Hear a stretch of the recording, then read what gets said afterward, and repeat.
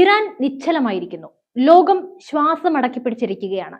പശ്ചിമേഷ്യയുടെ ചരിത്രത്തിൽ ഇന്ന് വരെ സംഭവിക്കാത്തൊരു മഹാദുരന്തം യാഥാർത്ഥ്യമായിരിക്കുന്നു. ഇറാന്റെ പരമോന്നത നേതാവ് ആയത്തുള്ള അലി ഖമേനി കൊല്ലപ്പെട്ടിരിക്കുന്നു. വെറുമൊരു കൊലപാതകമല്ല, അമേരിക്കയുടെയും ഇസ്രയേലിന്റെയും സംയുക്ത ബുദ്ധിയിൽ ഉദിച്ച ഓപ്പറേഷൻ എപ്പിക് ഫ്യൂരി എന്ന അതിമാരകമായ മിന്നലാക്രമണം ഇറാന്റെ ഹൃദയഭാഗത്തെ ചാരമാക്കി മാറ്റി. 30 ബോംബുകൾ വെറും നിമിഷങ്ങൾക്കുള്ളിൽ ഖമേനിയുടെ ഓഫീസും കുടുംബവും ഇറാന്റെ സൈനിക ബുദ്ധി കേന്ദ്രങ്ങളും ഭൂമുഖത്ത് നിന്ന് തുടച്ചു നീക്കപ്പെട്ടു. ഇതിന് ഇറാൻ നൽകുന്ന മറുപടി എന്തായിരിക്കും? ദുബായ് വിമാനത്താവളത്തിന് നേരെയും ജബൽ അലി തുറമുഖത്തിന് നേരെയും ഇപ്പോൾ ബോംബുകൾ വർഷിക്കുകയാണ്. ലക്ഷക്കണക്കിന് ഇന്ത്യൻ പ്രവാസികൾ വസിക്കുന്ന ഗൾഫ് മേഖല കത്തി അമരുകയാണോ? ഈ നിമിഷം മുതൽ ലോകം മറ്റൊരു മഹായുദ്ധത്തിലേക്ക് നീങ്ങുകയാണോ? ഭാരതത്തെ ഇതെങ്ങനെ ബാധിക്കും? വരാനിരിക്കുന്ന നിമിഷങ്ങൾ നിങ്ങളുടെ കണ്ണു ചിമ്മാൻ അനുവദിക്കില്ല. ഇറാനിൽ സംഭവിച്ച ആ ഭീകര രാത്രിയുടെ ഓരോ സെക്കൻഡും നമ്മൾ ഇന്ന് വിശകലനം ചെയ്യും. വീഡിയോ സ്കിപ്പ് ചെയ്യാതെ അവസാനം വരെ കാണുക. കാരണം ചരിത്രം നമ്മുടെ കൺമുന്നിൽ മാറുകയാണ്.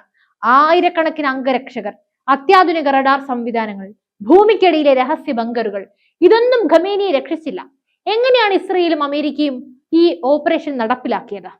ഇതിന്റെ പിന്നിൽ മാസങ്ങൾ നീണ്ട കൃത്യമായ പ്ലാനിംഗ് ഉണ്ടായിരുന്നു. അമേരിക്കൻ പ്രസിഡന്റ് ഡൊണാൾഡ് ട്രംപും ഇസ്രയേൽ പ്രധാനമന്ത്രി ബെഞ്ചമിൻ നെതന്യാഹുവും നേരിട്ടാണ് ഈ ഓപ്പറേഷൻ നിയന്ത്രിച്ചത്. ഇസ്രയേലിലെ മിലിറ്ററി ഇന്റലിജൻസ് ഡയറക്ടറേറ്റ് നൽകിയ കൃത്യമായ വിവരമാണ് ഖമേനിയെ കുടുക്കിയത്. ടെഹ്റാനിലെ തന്റെ ഓഫീസിൽ ഖമേനി ഉന്നത സൈനിക ഉദ്യോഗസ്ഥരുമായി രഹസ്യ യോഗം ചേരുന്ന വിവരം ഇന്റലിജൻസ് വിഭാഗം ചോർത്തിയെടുത്തു. നിരീക്ഷണം ദിവസങ്ങളോളം നീണ്ടു. അദ്ദേഹത്തിന്റെ ഓരോ ചലനവും ഉപഗ്രഹങ്ങളും ഡ്രോണുകളും പിന്തുടർന്നു. ശനിയാഴ്ച പുലർച്ചെ ആകാശത്തു നിന്നും മരണം പെയ്തിറങ്ങി. യാതൊരു പഴുതും നൽകാതെയുള്ള സർപ്രൈസ് അറ്റാക്ക്. 30 ബങ്കർ ബസ്റ്റർ ബോംബുകളാണ് ഖമേനിയുടെ കോമ്പൗണ്ടിലേക്ക് കുതിച്ചത്. ഖമേനിക്കും അദ്ദേഹത്തോടൊപ്പം കൊല്ലപ്പെട്ട മറ്റു നേതാക്കൾക്കും ഒന്നും ചെയ്യാൻ കഴിഞ്ഞില്ലെന്ന് ട്രംപ് പിന്നീട് സ്ഥിരീകരിച്ചു. തന്റെ ഓഫീസിനുള്ളിൽ വെച്ച് തന്നെ ഇറാന്റെ പരമാധികാരി നിശബ്ദനാക്കപ്പെട്ടു. ഈ ആക്രമണം ഇറാന്റെ നട്ടൽ ഒടിക്കുന്നതായിരുന്നു. IDF പുറത്തുവിട്ട വിവരങ്ങൾ പ്രകാരം ഇറാന്റെ ഏറ്റവും മുതിർന്ന പ്രതിരോധ നേതാക്കളെല്ലാം ഒരൊറ്റ രാത്രി കൊണ്ടാണ് ഇല്ലാതായത്. കൊല്ലപ്പെട്ട പ്രമുഖരെ നോക്കാം.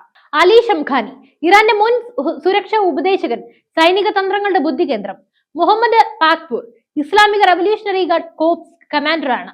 അസീസ് നസീർസാദ, ഇറാന്റെ പ്രതിരോധ മന്ത്രി. ഇതോടൊപ്പം ഖമേനിയുടെ മകൾ, പേരക്കുട്ടി, മരുമകൾ എന്നിവരും കൊല്ലപ്പെട്ടു. ഖമേനിയുടെ മൃതദേഹം കണ്ടെടുത്തതായി ഇസ്രയേൽ ഉദ്യോഗസ്ഥർ സ്ഥിരീകരിക്കുകയും നെതന്യാഹു മൃതദേഹത്തിന്റെ ചിത്രം പുറത്തുവിടുകയും ചെയ്തു. ഇറാന്റെ ചരിത്രത്തിലെ ഏറ്റവും വിനാശകരമായ ആക്രമണമെന്ന് ഫാർസ് വാർത്താ ഏജൻസി തന്നെ ഇതിനെ വിശേഷിപ്പിച്ചു. വ്യോമ പ്രതിരോധ സംവിധാനങ്ങൾ ഒന്നും തന്നെ ഈ ആക്രമണത്തെ പ്രതിരോധിക്കാൻ തക്ക ശക്തിയുള്ളതായിരുന്നില്ല. ഇത് ഇറാന്റെ സൈനിക ശക്തിയെക്കുറിച്ചുള്ള ചോദ്യങ്ങൾ ഉയർത്തുകയാണ്. ഇനി നമുക്ക് ഏറ്റവും പ്രധാനപ്പെട്ട കാര്യത്തിലേക്ക് വരാം. ഈ യുദ്ധം ഇന്ത്യയെ സംബന്ധിച്ച് ഒരു വലിയ അഗ്നിപരീക്ഷയാണ്. ഇന്ത്യയെ ഈ വിഷയം 3 തരത്തിൽ ബാധിക്കും. ഗൾഫ് രാജ്യങ്ങളായ UAE, കുവൈത്ത്, ബഹ്റൈൻ എന്നിവിടങ്ങളിൽ ലക്ഷക്കണക്കിന് ഇന്ത്യൻ പ്രവാസികളാണ് ജോലി ചെയ്യുന്നത്. ഇറാൻ തിരിച്ചടി തുടങ്ങിയത് ദുബായ് വിമാനത്താവളത്തിന് നേരെയാണ്. ജബൽ അലി തുറമുഖത്ത് തീപിടുത്തം ഉണ്ടായിരിക്കുന്നു. നമ്മുടെ പ്രവാസികളുടെ സുരക്ഷ ഇപ്പോൾ വലിയ ചോദ്യചിഹ്നമാണ്. വിമാനത്താവളങ്ങൾ ആക്രമിക്കപ്പെടുന്നത് ഇന്ത്യക്കാരുടെ ഒഴിപ്പിക്കൽ നടപടികളെ തീർച്ചയായും ബാധിക്കും. ഓരോ മലയാളി കുടുംബവും ഇന്ന് ആശങ്കയിലാണ്. ക്രൂഡ് ഓയിലിന്റെ വിലയും കുതിച്ചുയരും. ഇത് ഇന്ത്യയിലെ പെട്രോൾ, ഡീസൽ വില വർദ്ധിക്കാൻ കാരണമാകും. ഇന്ത്യ ഇറക്കുമതി ചെയ്യുന്ന എണ്ണയുടെ വലിയൊരു ഭാഗം ഈ മേഖലയിൽ നിന്നാണ്. യുദ്ധം നീണ്ടുപോയാൽ ഇന്ത്യയിലെ ചരക്ക് നീക്കം സ്തംഭിക്കുകയും നിത്യോപയോഗ സാധനങ്ങളുടെ വില ഇരട്ടിയാവുകയും ചെയ്യും. ഇത് നിങ്ങളുടെ അടുക്കള ബജറ്റിനെ എങ്ങനെ ബാധിക്കുമെന്ന് ഓർത്തു നോക്കൂ. ഇന്ത്യക്ക് അമേരിക്കയുമായും ഇസ്രയേലുമായും അടുത്ത ബന്ധമുണ്ട്. എന്നാൽ ഇറാനുമായി വലിയ വാണിജ്യ ബന്ധവുമുണ്ട്. ആരെ പിന്തുണയ്ക്കണമെന്നത് നരേന്ദ്രമോദി സർക്കാരിന് മുന്നിലുള്ള വലിയ വെല്ലുവിളിയാണെങ്കിലും നയതന്ത്രത്തിൽ നമ്മൾ വലിയ നീക്കങ്ങൾ നടത്തുന്നവരാണ്. ചബഹാർ തുറമുഖം പോലെയുള്ള ഇന്ത്യയുടെ വമ്പൻ പദ്ധതികൾ ഇപ്പോൾ പ്രതിസന്ധിയിലാണ്. ഇന്ത്യ ഒരു മധ്യസ്ഥന്റെ റോളിലേക്ക് മാറുമോ, അതൊരു പക്ഷം ചേരുമോ എന്നാണ് ലോകം ഉറ്റുനോക്കുന്നത്.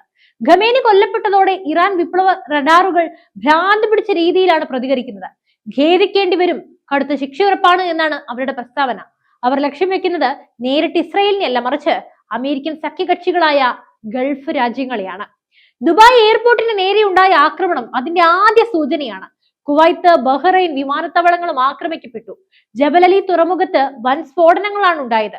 ലോകത്തെ പ്രധാന സാമ്പത്തിക ഹബ്ബായ ദുബായ് ഇപ്പോൾ യുദ്ധഭീതിയിലാണ്. മേഖലയിൽ സമാധാനം ഉണ്ടാകുന്നതുവരെ സൈനിക നടപടി തുടരുമെന്ന് ട്രംപ് ആവർത്തിക്കുമ്പോൾ ഇതൊരു നീണ്ട യുദ്ധത്തിലേക്കാണ് വിരൽ ചൂണ്ടുന്നത്. ഗൾഫിലെ വിപണികൾ ഇടിയുന്നത് ആഗോള സമ്പദ് വ്യവസ്ഥയെ തകിടം മറിക്കും.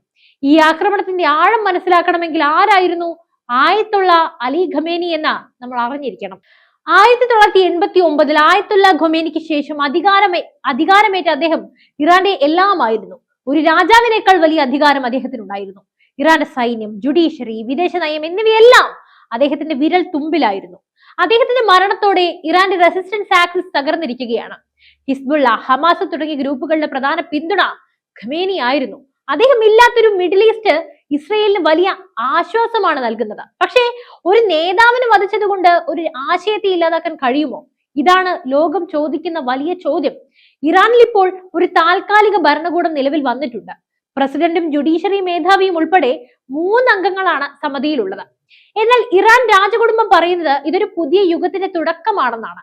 ഖമേനിയെ ചരിത്രത്തിൽ നിന്നും തുടച്ചു നീക്കിയതായി റസ പെഹ്ലവി പറയുന്നു. അതേസമയം ഇറാനിലെ സാധാരണ ജനങ്ങൾ വലിയ ഭീതിയിലാണ്. ഒരു വശത്ത് അമേരിക്കൻ ഇസ്രായേൽ വ്യോമാക്രമണം, മറുവശത്ത് കടുത്ത സാമ്പത്തിക പ്രതിസന്ധി.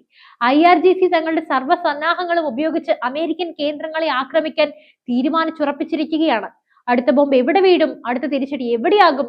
ലോകം ഈ ചോദ്യങ്ങൾക്ക് മുന്നിൽ പകച്ചു നിൽക്കുന്നു. ആഭ്യന്തര യുദ്ധത്തിലേക്കാണോ ഇറാൻ നീങ്ങുന്നത്? ഇതൊരു ചെറിയ പ്രാദേശിക യുദ്ധമല്ല. ഇതിൽ ലോകശക്തികൾ ഇടപെട്ട് കഴിഞ്ഞു. അമേരിക്കയും ഇസ്രയേലും ഒരു പക്ഷത്ത് നിൽക്കുമ്പോൾ റഷ്യയും ചൈനയും എന്ത് നിലപാടാണ് ഇവിടെ എടുക്കുക? ഇറാൻ റഷ്യയുടെ പ്രതിരോധ പങ്കാളിയാണ്. ഉക്രൈൻ യുദ്ധത്തിൽ റഷ്യയെ സഹായിക്കുന്നത് ഇറാന്റെ ഡ്രോണുകളാണ്. ഖമേനിയുടെ മരണം പുടിനെ പ്രകോപിപ്പിക്കുമോ? ചൈനയുടെ ഊർജ ആവശ്യങ്ങളുടെ വലിയൊരു ഭാഗം വരുന്നതും ഇറാനിൽ നിന്നാണ്. ഇറാന്റെ എണ്ണപ്പാടങ്ങൾ തകർന്നാൽ ചൈനീസ് സമ്പദ് വ്യവസ്ഥയ്ക്കും അത് തിരിച്ചടിയായിരിക്കും. അതുകൊണ്ട് ഒരു 3ാം ലോക മഹായുദ്ധത്തിന്റെ കരിനിഴൽ പശ്ചിമേഷ്യയിൽ പടർന്നു കഴിഞ്ഞിരിക്കുന്നു. ഐക്യരാഷ്ട്രസഭയാകട്ടെ നിസ്സഹായരായി നോക്കി നിൽക്കുകയാണ്. മിഡിൽ ഈസ്റ്റിലെ ഈ ചലനങ്ങൾ ലോകത്തെ മാറ്റിമറിക്കാൻ പോവുകയാണ്. അമേരിക്കയുടെ കരുത്തും ഇസ്രയേലിന്റെ ചാര കണ്ണുകളും ചേർന്ന് ഒരു വിപ്ലവത്തെ തന്നെ അവസാനിപ്പിച്ചിരിക്കുന്നു. പക്ഷേ അത് അവസാനമാണോ അതോ മറ്റൊരു ദുരന്തത്തിന്റെ തുടക്കമാണോ? പശ്ചിമേഷ്യയിലെ ഓരോ സ്ഫോടനവും ഇന്ത്യയുടെ സമ്പദ് വ്യവസ്ഥയിലും പ്രവാസികളുടെ ജീവിതത്തിലും പ്രതിഫലിക്കും. ഇന്ത്യ ഈ വിഷയത്തിൽ എന്ത് നിലപാടെടുക്കണമെന്നാണ് നിങ്ങൾ കരുതുന്നത്? ദുബായിലും ഗൾഫിലുമുള്ള നമ്മുടെ പ്രവാസികളെ സുരക്ഷിതമായി നാട്ടിലെത്തിക്കാൻ നമുക്ക് കഴിയുമോ? നിങ്ങളുടെ അഭിപ്രായങ്ങൾ താഴെ കമന്റ് ചെയ്യുക. ഈ വിഷയത്തിലെ ഓരോ പുതിയ അപ്ഡേറ്റുകളും നിങ്ങളിലേക്ക് എത്തിക്കാനായി ഞാൻ ശ്രമിക്കാം. എന്തായാലും നിങ്ങളുടെ അഭിപ്രായങ്ങൾ കമന്റ് ബോക്സിൽ രേഖപ്പെടുത്തൂ. ചാനൽ സബ്സ്ക്രൈബ് ചെയ്യാനും മറക്കരുത്. മറ്റു വിഷയമായി വീണ്ടും എത്തും വരെ നന്ദി.